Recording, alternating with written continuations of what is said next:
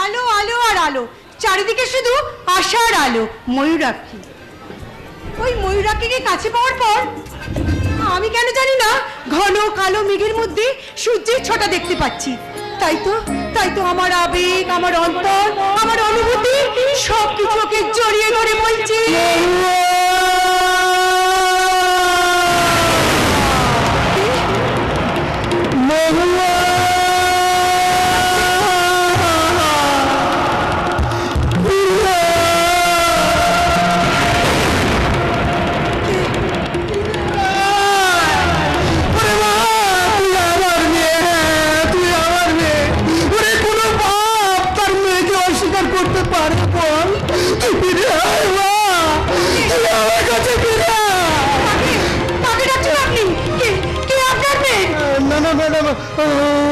কিছু না। চুপ করে থাকবেন না, বলুন বলুন কি আপনার মেয়ে? এখন সে কোথায়? জানি না, জানি না, কিছু জানি না। সেই 7 মাস বয়স থেকে আমি তাকে কোলে পিঠে করে মানুষ করেছি। ওয়েট 7 মাস বয়সে ওকে পেলেন কোথায়? ম্যাডাম, আমি একজন গরিব মুচি। একদিন কাজ ছেড়ে গভীর রাত্রে আমি বাড়ি ফিরছিলাম ওই জঙ্গলের পথ দিয়ে। হঠাৎ জঙ্গলের মধ্যে শুনতে পেলাম এক শিশুর কান্না, শব্দ। সেই শব্দকে অনুসরণ করে আমি আগিয়ে যেতে লাগলাম। দেখলাম একটা লোক একটা শিশুকে রেখে পালিয়ে যাচ্ছে। তারপর পরম স্নেহে, পরম আদরে আমি সেই শিশুকে কোলে তুলে নিলাম, আদরে যত্নে তাকে মানুষ করলাম। যখন মরে জানতে পারলাম আমি তার প্রকৃত বাবা নয়। আমাকে কাঁদিয়েছে চলে। ও মাই গড, ময়ূরাক্ষী কি এনার মেয়ে? না না না না, ময়ূরাক্ষী কিছুতেই এনার মেয়ে হতে পারে না। আমি ওকে কিছুতেই আনাতে পারবো না, কিছুতেই না।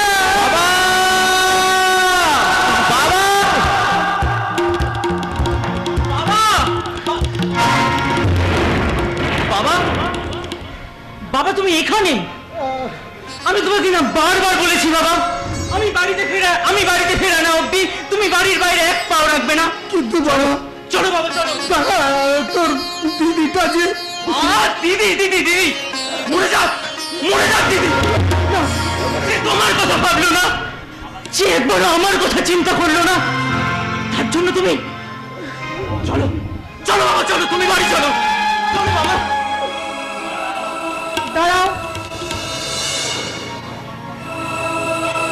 ভগবানের কাছে প্রার্থনা করি তোমার দিদি যেখানেই আছেন খুব ভালো আছেন, আর আশা করি খুব শীঘ্রই তোমরা তাকে খুঁজে পেতে পারো।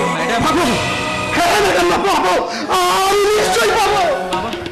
আচ্ছা ম্যাডাম, আপনি তো পুলিশ, আপনি পারেন না আমার মেয়েকে খুঁজে দিতে? ওকে, আমি চেষ্টা করব।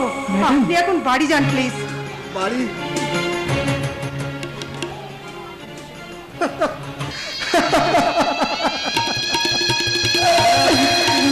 ম্যাডাম, আপনি নিশ্চয়ই কারো না কারো সন্তানের মা, তাই স্নেহ, মায়া, মমতা সব যদিও কিন্তু এই সন্তান হারানো কিসের জ্বালা তা আপনি বুঝবেন না ম্যাডাম, তা আপনি বুঝবেন না।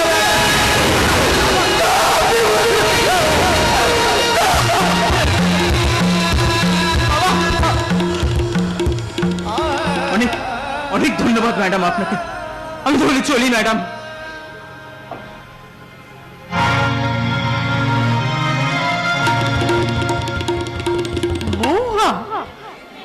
মেয়েটির নাম মৌহা? না না, ময়ূরাকে আমি কিছুতেই হারাতে পারবো না। ওই যে আমার জীবনের একমাত্র সম্বল। আমি ওকে কিছুতেই হারাতে পারবো না।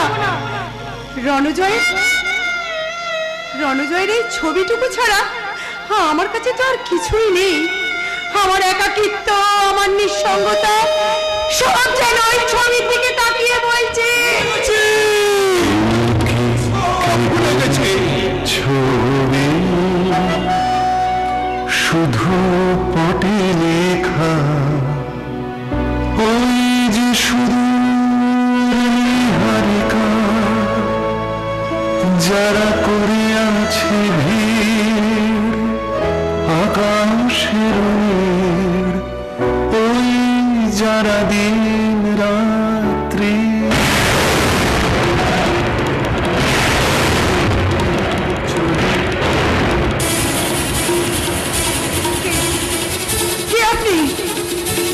ম্যাডাম, ঈশ্বর আপনি অস্থির করে তুলেছে এই এক মানসিক রোগী। মানসিক রোগী? হ্যাঁ ম্যাডাম, মানসিক রোগী। ওই বসন্ত চ্যাটার্জির বাড়িতে থাকে, কিন্তু আমার স্টাডি, আমার এক্সপেরিয়েন্স বলছে উনি সম্পূর্ণ উন্মাদ নন। এই চলুন চলুন বলছে। না না না, আমি যাবো না। ও ডাক্তার, ডাক্তার আমি ইঞ্জেকশন নেবো না, আমি ইঞ্জেকশন নেবো না। না চল চল চল চল না, বলছে আমি যাবো না। ওটা যাবো না, আমি যাবো বলছে। ওনাকে আপনি ছেড়ে দিন। কোনো কিন্তু নয়, আমি আপনাকে কথা দিচ্ছি, যে কোনো ভাবে বুঝিয়ে ওনাকে শান্ত করে আমি আপনার কাছে পৌঁছে দেবো। আপনি এখন যান প্লিজ। ওকে ম্যাডাম, আপনি পুলিশ বলেই আপনার উপরে ভরসা করে ওনাকে ছেড়ে যাচ্ছি। চলি ম্যাডাম।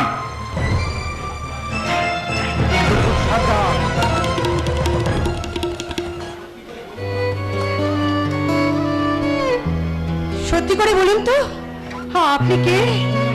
কি আপনার পরিচয়? আমি আমি ঈশ্বর গো ঈশ্বর, ওই নিশান বলে বসে থাকা এক পাগল ঈশ্বর।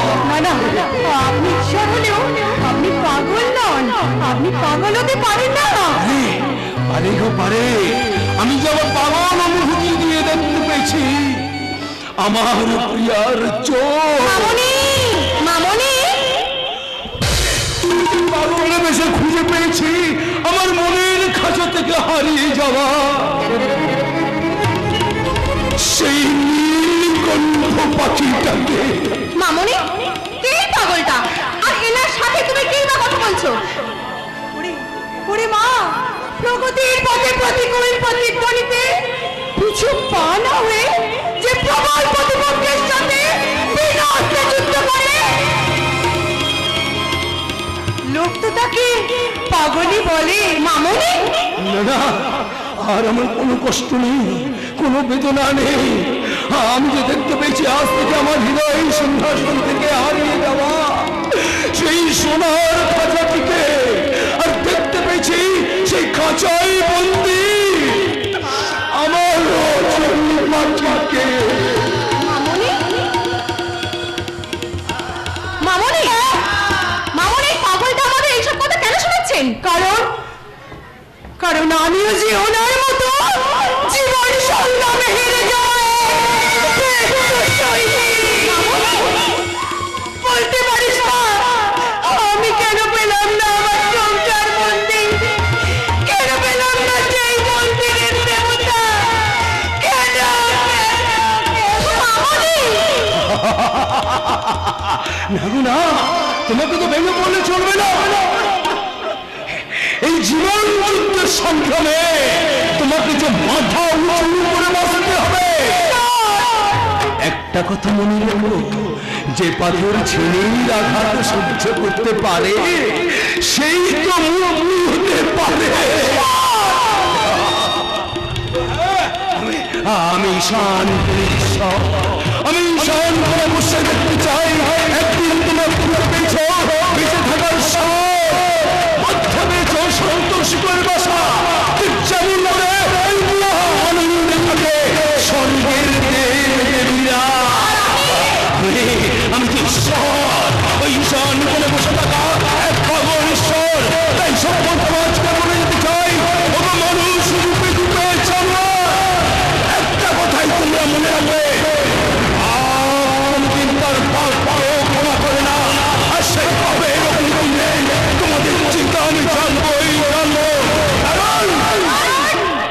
তুমি যে ঈশান কোণের ঈশ্বর। ঈশান কোণের ঈশ্বর।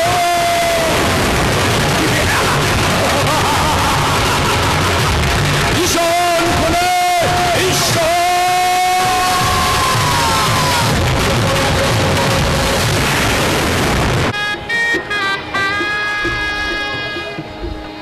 যাক বাবা, স্বপ্ন দেখার দিন শেষ। সত্যি সত্যি আবিরকে আমার নিজের করে পেতে চলেছি। আজ আমার সোহাগ রাত, নিজেকে কারোর কাছে হারিয়ে ফেলার রাত। তাই আজ মন চেয়েছে আমি হারিয়ে যাব, হারিয়ে যাব আমি তোমার সাথে। আজ মন চেয়েছে আমি হারিয়ে যাব, হারিয়ে যাব আমি তোমার সাথে। সেই ঠিকানায় রাখি পড়তে কিছু সময় তোমার হাতে। আজ মন চেয়েছে আমি হারিয়ে যাব, হারিয়ে যাব আমি তোমার সাথে। আমি তোমার সাথে। হাসলে কি হবে বৌদি? তোমার এই মধুর রজনী সাক্ষী হতে এসেছে তোমার একমাত্র ননদিনী তিস্তা। কি যে বলো না! আর তো লজ্জা পেলে হবে না। কত স্বপ্ন, কত গল্প, কত কল্পনা, সব কিছুকে সত্যি করতে সে যে একটু পরেই আসছে। কিছু স্বপ্নে দেখা, কিছু গল্পে শোনা, ছিল কল্পনা জানি প্রাণে বোনা। কিছু স্বপ্নে দেখা, কিছু গল্পে শোনা, ছিল কল্পনা জানি প্রাণে বোনা। উনাদের আমার তুমি ছোঁয়া, না ভুলিয়ে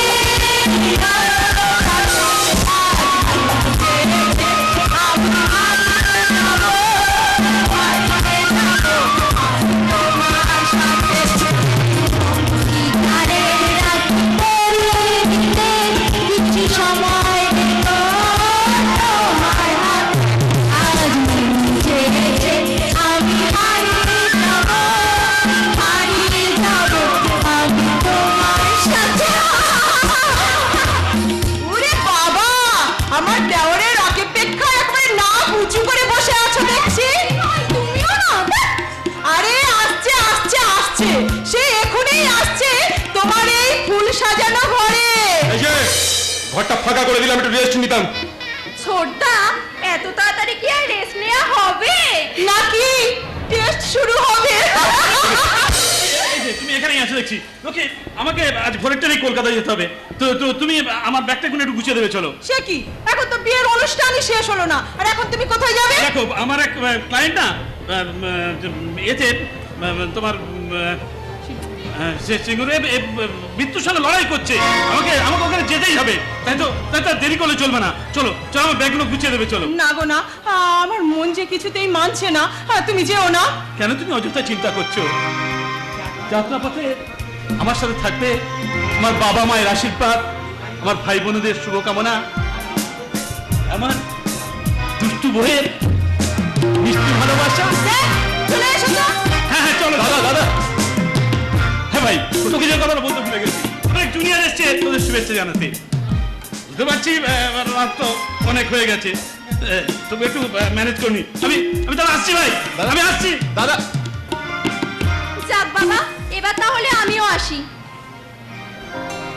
আবার একটু পরেই তো গান শুরু হবে। এই রাত যদি না শেষ হয়। তুই যাবি এখান থেকে? খুবই আর কি খুবই আর কি শিখেছি না? ইচ্ছে করছে তোকে একেবারে না শক্ত করে জড়িয়ে ধরতে। হাত তো সরাও। না সরাও না। হাত তো সরাও বলছি। বললাম তো না। সরাও বলছি। আচ্ছা,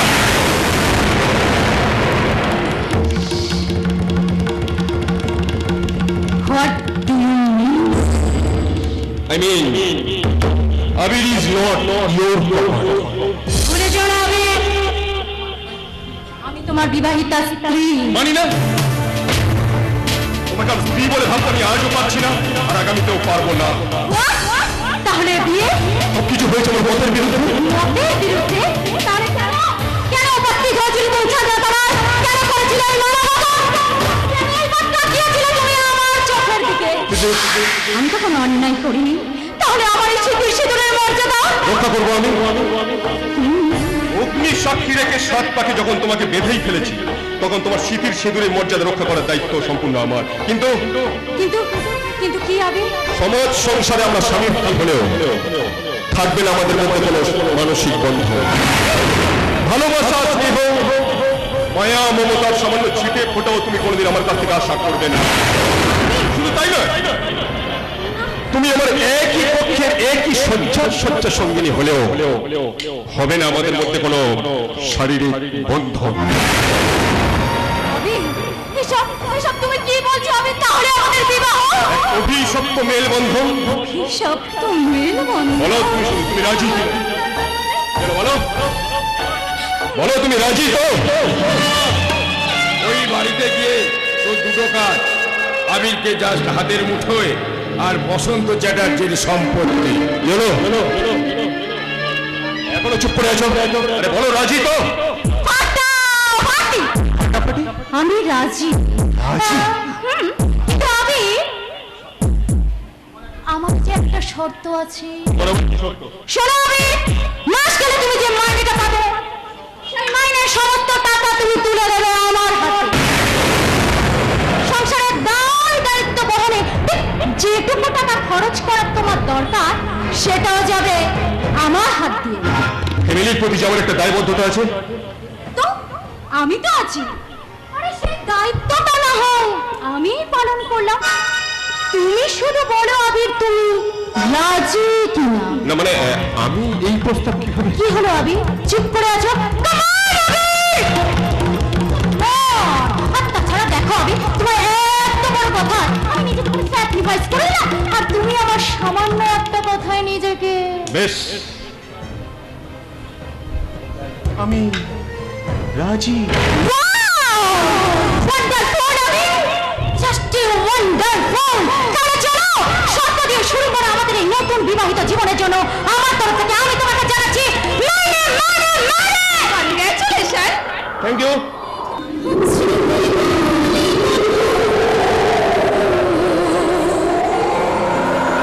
যদি পড়ে যাস পারবে ছাড়তে, তুমি কখনো ভোলা কি জানবো? তুমি এখানে? স্ত্রী যাবে, উনি তো আমাদেরকে শুভেচ্ছা জানাতে এসেছেন, তাহলে উনি এখানে না এসে যাবেন কোথায়? Thank you. মহুয়া, তো তুমি একটাবার আমার কথাটা শোনো প্লিজ। Mahua please.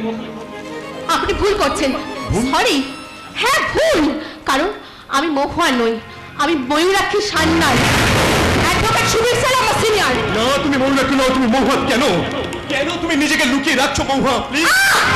আবি, কি পাগলামো তুমি শুরু করেছো? হ্যাঁ, তুই তো বলছো উনি ময়ূরাক্ষী, তোমার দাদা জুনিয়র, তার সত্ত্বেও তুমি। তুমি থামবে। বাবা মহুয়া, তুমি একটাবার আবির বাবু, আপনি পুলিশ, তাই মানুষ চিনতে ভুল করাটা আপনার শোভা পায় না। চলি। আপনি? হ্যাঁ।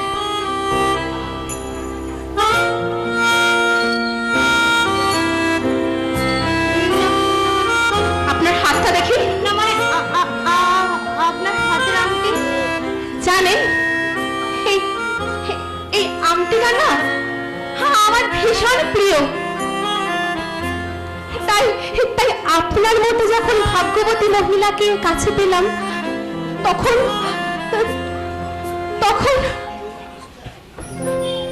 এই প্রিয় জিনিসটা না হয় আপনার কাছেই দিয়ে গেলাম ফাটাফাটি। কিন্তু মিস ময়ূরাক্ষী, জীবন যুদ্ধে প্রিয় জিনিসগুলোই যে যোদ্ধার শক্তি বাড়ায়, যুদ্ধের সময় ঘোড়ার পিঠে বসা শহরের হাতের মুঠোয় থাকা লাগামের মতো লাগাম।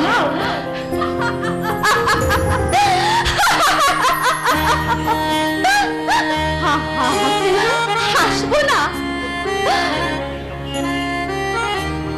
যুদ্ধের ঘোড়াটাই যখন ছেড়ে দিলাম